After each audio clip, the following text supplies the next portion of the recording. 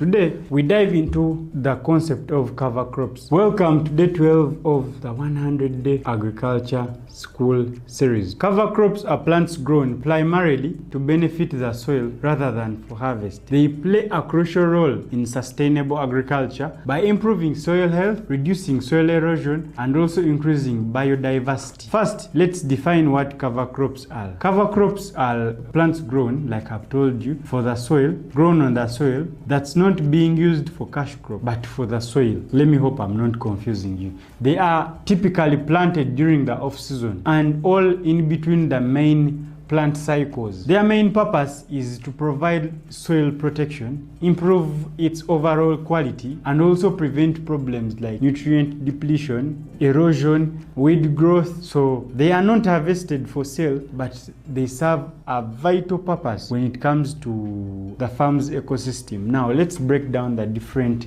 benefits they have. Some of the benefits: they help prevent soil erosion by protecting the soil from wind, water, and so on. Because when the soil is exposed, it can easily be washed away by rain or blown away by the wind. So they provide that layer that shields the soil from all that and keeping it intact. Also, they play a crucial role when it comes to soil health by improving and enriching the soil by adding organic matter as they decompose. This helps improve the soil structure, allowing for better water retention and root penetration. The decomposition of cover crops also increases activity of the different microorganisms which enhance the soil fertility. The other benefit is nutrient management, as cover crops like legumes can help fix nitrogen into the soil, reducing the synthetic fertilizers we need to use in our own season. On the other hand, they help absorb the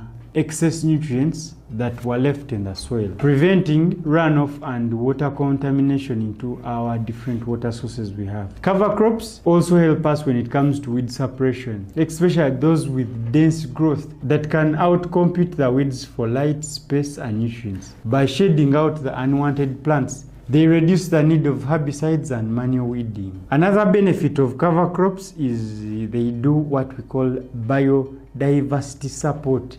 That is, by growing a variety of cover crops, farmers can create a more diverse ecosystem that can help support pollinators, beneficial insects, soil organisms, making the farm more resilient and less reliant on external inputs all the time. The other factor is they help us when it comes to water management. Some cover crops, like those that have deep roots, they help to break up the compacted soil layers, allowing water to penetrate more effectively. Other crops help reduce water evaporation from the water surface, keeping moisture levels steady during dry seasons and so on. Now that you know some of the benefits of cover crops, let's talk about the examples. Some of the examples of cover crops include legumes. We have peas, the peanuts that help absorb nitrogen from the air into the soil. They are nitrogen fixers, enriching the soil for future crops, hence helping us reduce synthetic fertilizers